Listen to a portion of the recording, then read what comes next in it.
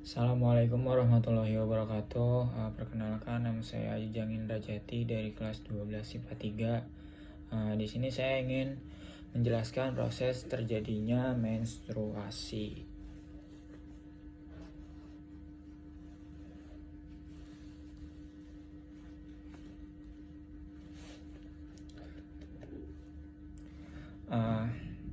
Menstruasi itu sendiri adalah proses keluarnya sel telur, tapi nggak dibuahin sama sperma.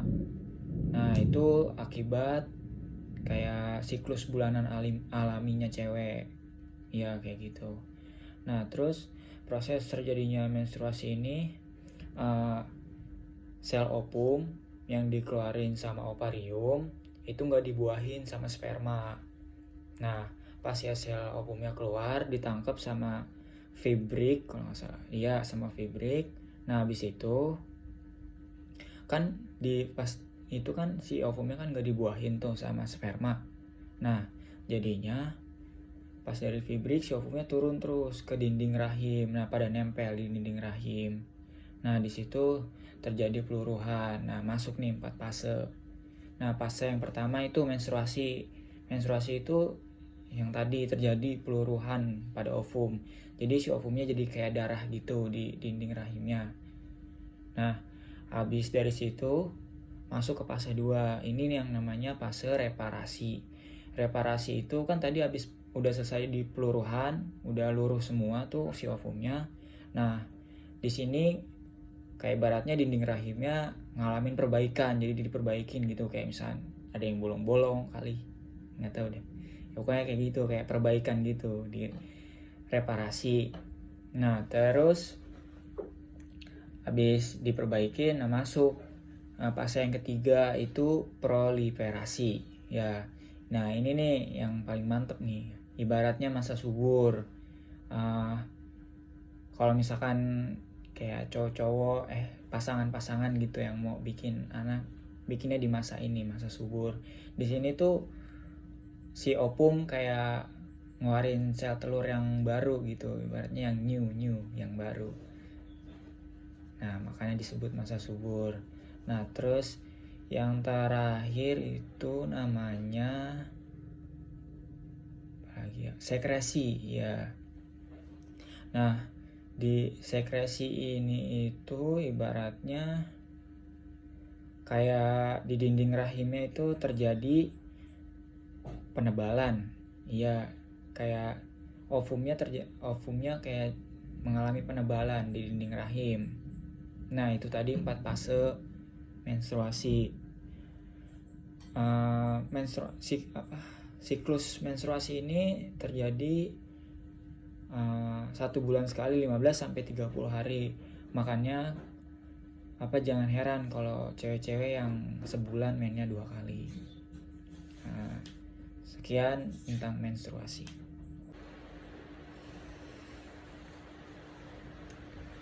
Yang kedua, saya akan menjelaskan proses terjadinya pembentukan urin. Nah, urin ini terjadinya di ginjal, tepatnya di nefron ginjal.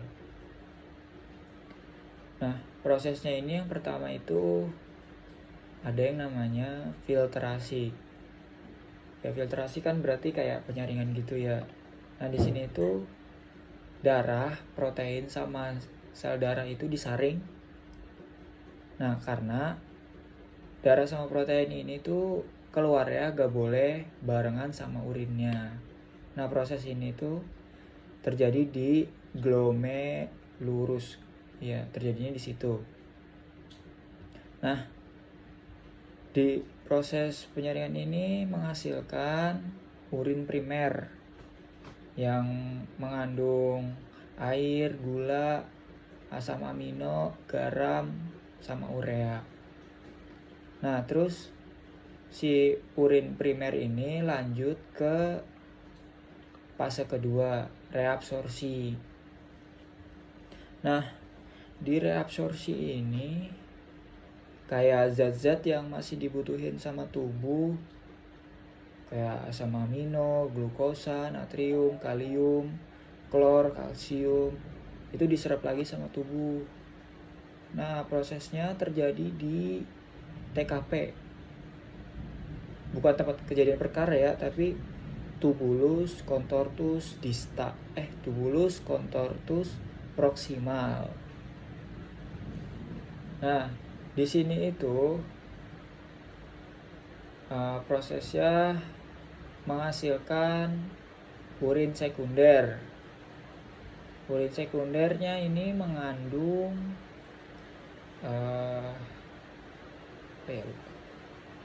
urin sekundernya ini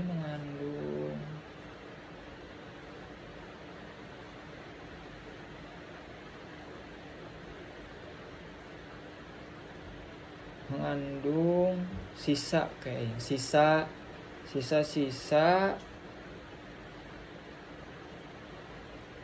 asam amino ya. Sisa-sisa limbah nitrogen, urea sama air ya. Itu direabsorsi. Nah, dari reabsorsi ini urin sekundernya kayak gerak lagi gitu ke bagian lengkung Henle ya. Nah, pas turunan di lengkung Henle itu namanya hipotonik, dimana kandungan airnya lebih tinggi, jadinya dia lepas dari tubulus. Nah, pas udah dari lengkungan penurunan itu kan naik tuh, pas penaikan dari lengkung Henle zatnya berubah jadi hipertonik, dimana NaCl-nya diserap lagi sama pembuluh darah. Nah, habis itu dari situ si urinnya ini jalan lagi, urin sekundernya jalan lagi ke TKD, tubulus contortus distal.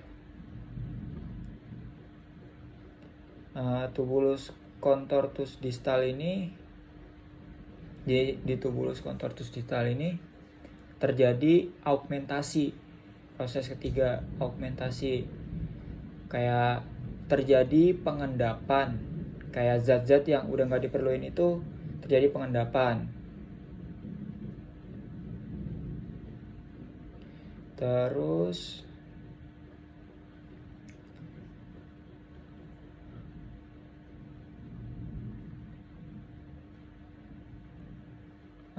hasil dari pengendapan ini kayak menghasilkan urin yang beneran gitu. Urinnya yang udah jadi, yang mengandung asam urin, amonia, terus zat-zat yang berlebihan di darah kayak vitamin sama obat-obatan gitu.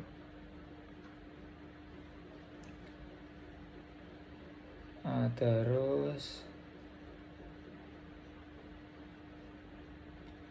tahapan terakhir itu pengumpulan urin pada bagian tubulus collectivus. Ini kan kolektif tuh, kayak dikumpulin. Jadi kayak si urin ini dikumpulin di situ. Nah, di sini ini terjadi reabsorsi garam atau NaCl. Jadi di sini tuh kayak nentuin kadar garam.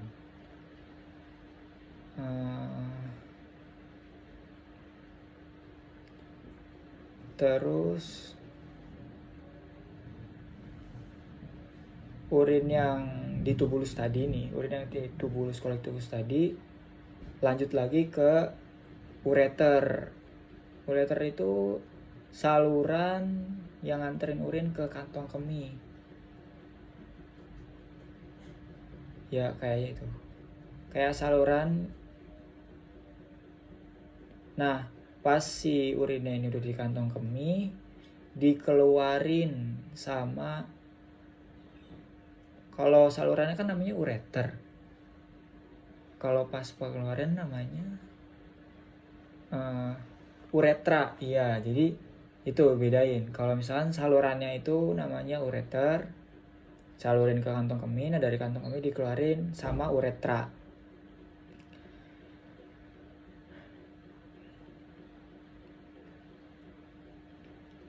Terus habis itu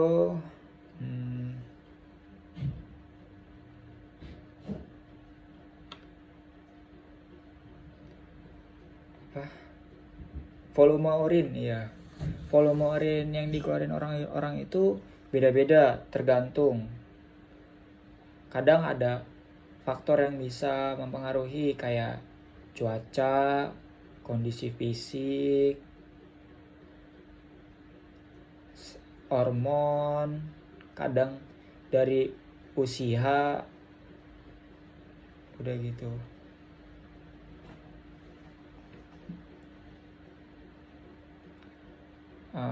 Udah mungkin sekian penjelasan tentang urin, kurang lebihnya mohon maaf.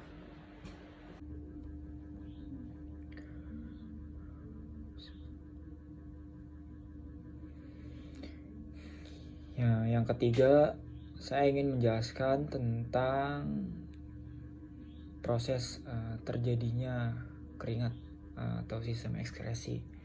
Ekskresi itu sendiri adalah pembuangan zat sisa hasil metabolisme yang udah nggak dibutuhin lagi sama tubuh. Kenapa zatnya dibuang? Karena supaya kesetimbangan tubuh itu terjaga. Ada 4 organ ekskresi, biasa disingkat itu singkatannya pahaku gatal. Pa-nya itu paru-paru, H-nya itu hati, Ku-nya itu kulit, gatalnya itu ginjal. Yang pertama saya ingin membahas paru-paru. Paru-paru ini ada 2 fungsi. Selain sebagai sistem pernafasan, juga berfungsi sebagai sistem ekskresi. Nah, si paru-paru ini sendiri di sistem ekskresi tugasnya dia itu kayak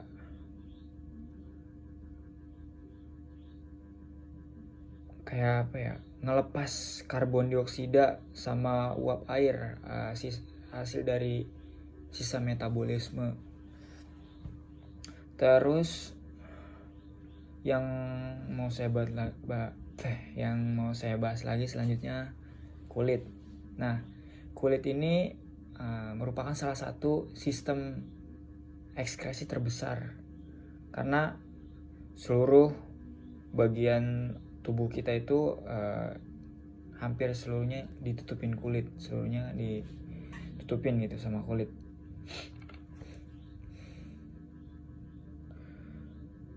Kulit ini dibagi jadi beberapa lagi.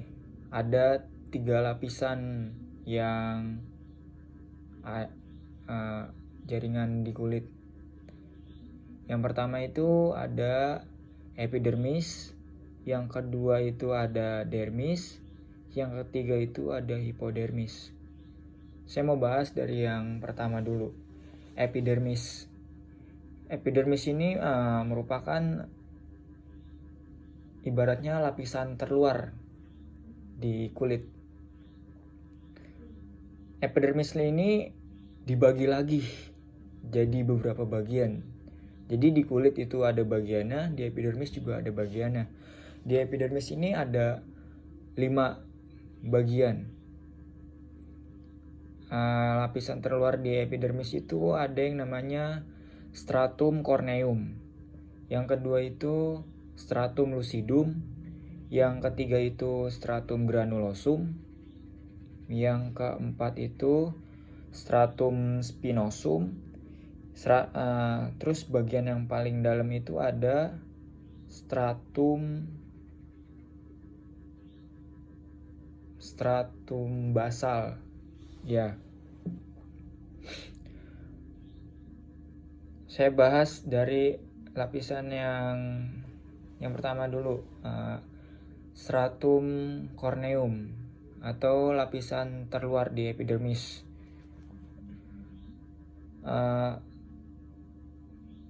Corneum ini kayak merupakan jaringan terluar di epidermis. Dia ini tersusun, dia ini merupakan sel mati yang tersusun berlapis-lapis dari jaringan sel pipih.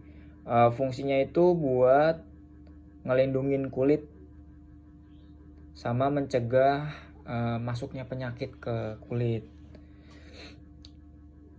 Nah, si korneum ini dia ini kayak sering ngelupas. Nah, terus digantiin sama sel di bawahnya gitu. Jadi kayak kulit kelupas gitu. Nah, terus abis itu kayak ada kulit baru kan di dalamnya. Nah, itu kayak digantiin sama sel di bawahnya. Terus ya yang kedua, stratum lucidum. Stratum lucidum ini lapisan tipis yang ada di kulit. Dia cuma ada di telapak tangan sama telapak kaki. Fungsinya itu buat menetralisir gesekan epidermis, kayak mengurangi gitu biar nggak terlalu ini gesekannya. Terus yang ketiga ada granulosum. Granulosum ini atau biasa dibilang itu lapisan Malpighi. Malpighi itu terdiri dari sel-sel yang aktif sel-sel yang aktif ngebelah ngasilin pigmen melanin ya. Jadi dia itu ngebelah terus ngasilin pigmen melanin. Nah, lanjut yang di bawahnya lagi ada stratum spinosum. Stratum spinosum ya. Corneum, lucidum, granulosum. Iya, stratum spinosum. Nah, spinosum ini perannya itu nyiptain keratin. Nah, keratin itu kayak bahan buat ngebuat sel kulit, rambut sama kuku. Itu keratin. Nah, yang paling dalam nih, yang di paling dalam lapisan dalamnya itu yang terakhir stratum basal. Stratum basal ini selnya aktif ngebelah, ngegantiin sel lapisan stratum corneum. Nah, jadi tadi kan corneum digantiinnya tuh sama stratum basal, kayak digantiin. Terus yang kedua itu dari lapisan kulit. Yang pertama epidermis, yang kedua itu dermis.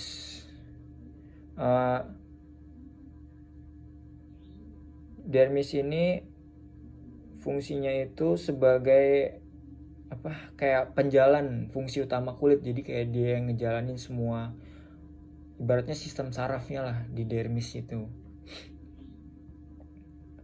Nah, di dalamnya itu terdapat pembuluh darah, ada ujung saraf, ada polikel rambut, kelenjar keringat sama kelenjar minyak. Sebelumnya saya mau ngejelasin kenapa sih kita bisa keringetan gitu, bisa terjadi keringat. Karena salah satu proses terjadinya keringat itu karena peningkatan suhu dari lingkungan atau dari suhu badan gitu. Nah, terus dari peningkatan suhu ini kayak memicu hipotalamus. Kayak memicu hipotalamus ngeluarin hormon namanya hormon ADH. Nah, si hormon ADH ini ningkatin aktivitas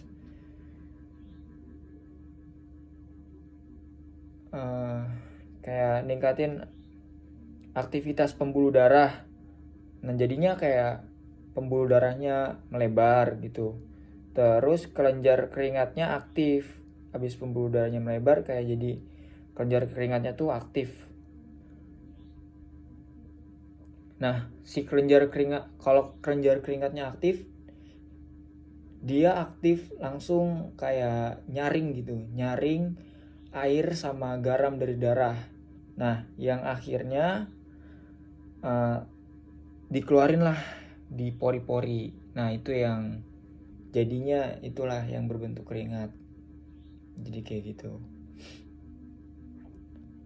Terus yang terakhir ada yang ketiga itu hipodermis.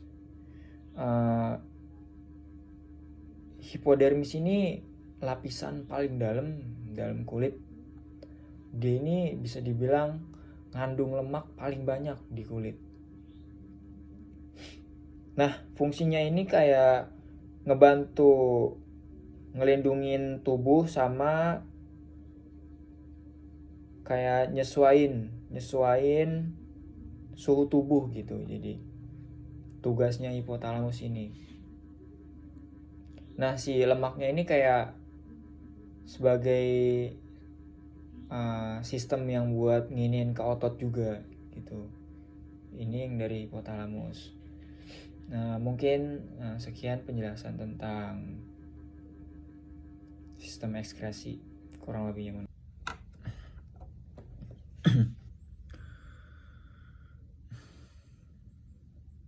Selanjutnya saya ingin menjelaskan materi tentang proses atau sistem pernafasan. Bernafas itu sendiri adalah kegiatan menghirup oksigen dan mengeluarkan karbon dioksida dari uap air lewat pernafasan kita. Nah, alat pernafasan itu terdiri dari hidung, pangkal tenggorokan atau laring, batang tenggorokan atau trakea, terus cabang dari batang tenggorokan atau bronkus, yang terakhir ada paru-paru. Kemudian kita itu bernafas selain lewat hidung, kita juga bisa lewat mulut. Cuma akan lebih baik kita bernafas itu lewat mulut, karena di mulut itu terdapat selaput lendir sama bulu-bulu halus yang tugasnya menghirup oksigen yang masuk ke dalam tubuh kita. Saat oksigen masuk ke dalam tubuh kita, disaring oleh hidung, kemudian oksigen terus berjalan ke alat pernafasan kedua, yaitu tenggorokan. Di tenggorokan ini terdapat pangkal tenggorokan atau laring yang penghubung antara hidung dan trakea atau batang tenggorokan. Nah, di batang tenggorokan ini terdapat selaput lendir dan juga bulu-bulu halus yang ibaratnya samalah tugasnya kayak si hidung, nyaring udara yang masuk.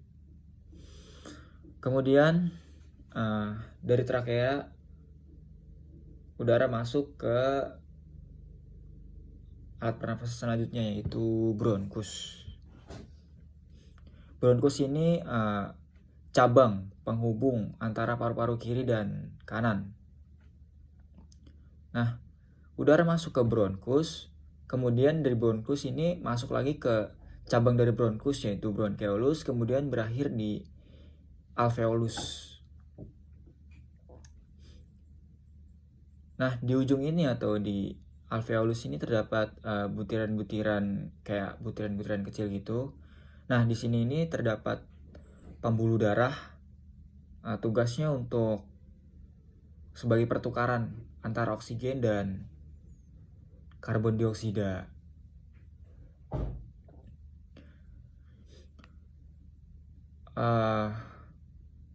Sistem pernafasan kita ini ada dua. Yang pertama ada sistem pernafasan dada, yang kedua ada sistem pernafasan perut. Pada sistem pernafasan dada terjadi ketika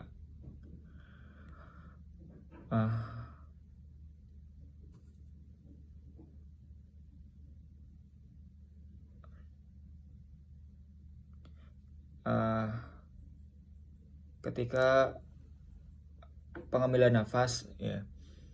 Ketika pengambilan nafas itu otot antarusuk itu berkontraksi, kemudian mengerut.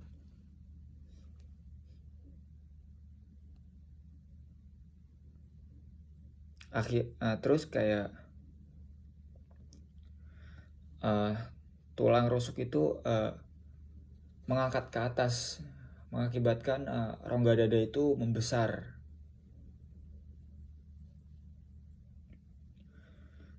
Nah, terus pas pengeluaran udara itu terjadi saat otot ini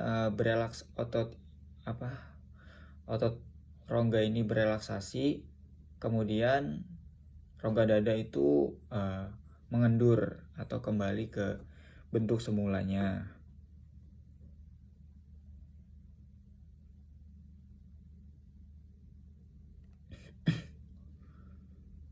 Terus yang kedua itu pernafasan lewat perut.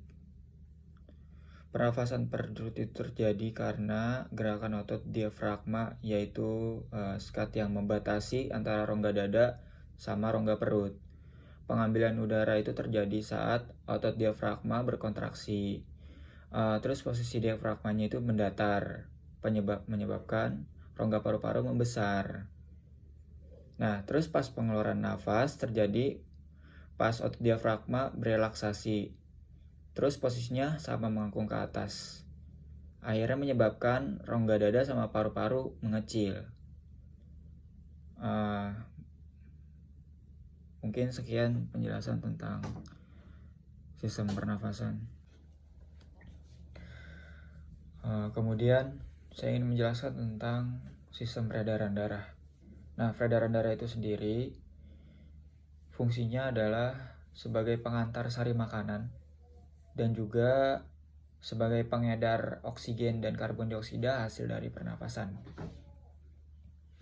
Nah, organ peredaran darah itu ada jantung sama pembuluh darah. Nah, untuk jantung ini fungsinya sebagai pemompa darah ke seluruh tubuh. Letaknya itu ada di rongga dada sebelah kiri. Besarnya itu sebesar sekepalan tangan, kira-kira beratnya itu kira-kira 300 gram. Kemudian di dalam jantung ini ada 4 ruangan. Yang pertama itu ada serambi kiri, serambi kanan, bilik kiri, sama bilik kanan. Nah, sebagai pemompa darah, jantung ini punya otot yang kuat. Nah, otot di bagian bilik itu lebih kuat dibanding otot di bagian serambi. Karena otot bagian bilik ini tugasnya buat memompa darah keluar jantung untuk diedarin lagi ke seluruh tubuh. Nah, di antara bilik sama serambi itu ada pemisah pintu kayak pemisah pintu penurun gitu. Namanya itu katup jantung. Nah, katup jantung yang sehat itu nutupnya rapet banget.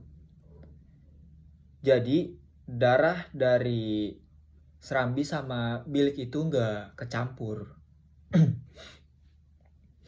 Nah, terus pembuluh darah itu dibedakan berdasarkan alirannya. Yang pertama itu ada pembuluh nadi atau arteri. Tugasnya itu ngalirin darah keluar jantung. Terus pembuluh yang paling gede di arteri itu adalah namanya aorta, ya. Kemudian yang kedua ada pembuluh balik atau vena. Nah, tugasnya ini ngalirin darah masuk ke jantung. Kalau tadi arteri ngalirin darahnya keluar, vena ngalirin darahnya masuk ke dalam jantung. Nah, pembuluh yang paling gede itu ada dua. Yang pertama ada pembuluh balik atas sama pembuluh balik bawah. Nah, darah dalam tubuh manusia selalu beredar, sehingga itu darah dalam tubuh manusia itu ibaratnya selalu beredar di pembuluh darah, sehingga sering disebut peredaran darah tertutup. Berdasarkan panjang dan pendek jalurnya, peredaran darah manusia dibagi menjadi peredaran darah kecil sama peredaran darah besar. Peredaran darah kecil itu berangsur dari jantung ke paru-paru, terus ke jantung lagi. Nah, urutannya peredaran darah kecil itu ada serambi kanan, ke bilik kanan, ke paru-paru, terus ke serambi kiri. Terus, kalau peredaran darah besar itu berlangsung ke seluruh tubuh kecuali ke paru-paru, terus kembali ke jantung lagi. Urutan peredaran darah besar itu ada serambi kiri, terus ke bilik kiri, habis itu ke seluruh tubuh, terus ke serambi kanan. Terus